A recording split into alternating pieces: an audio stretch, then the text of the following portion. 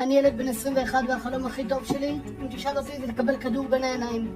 אני גופה מהלכת. אני אדם שלא חי.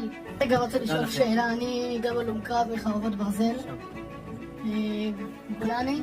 אתה יודע מה זה להרים גופות של חברים שלך שלפני רגע ישבת איתם, לבד איתם מנקים, ישנת איתם, עשית איתם טירונות ורגע אחרי מתפוצצים לך מול העיניים? אני באתי 23 חברים. לפני 3 ימים התאבד לנו חייל. אני לפני כמה חודשים הזרקתי לעצמי 3 גרם פנטניל להפריד כי לא יכולתי לסבול יותר. לא יכולתי לראות, אני לא יכול.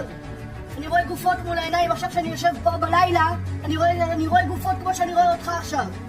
אני רואה את חברים שלי מתפוצצים לי מול העיניים, הזיעו את חברים שלי רק על את השיניים שלה הזיעו. אני שהגעתי לפסיכיאטר חצי שעה של אבחון, לקחת לי 15 כדורים פסיכיאטריים שהולכים להרדים סוס. טפלו בי! למה אני אמור לצעוק את זה? למה אני אמור לצפות את כל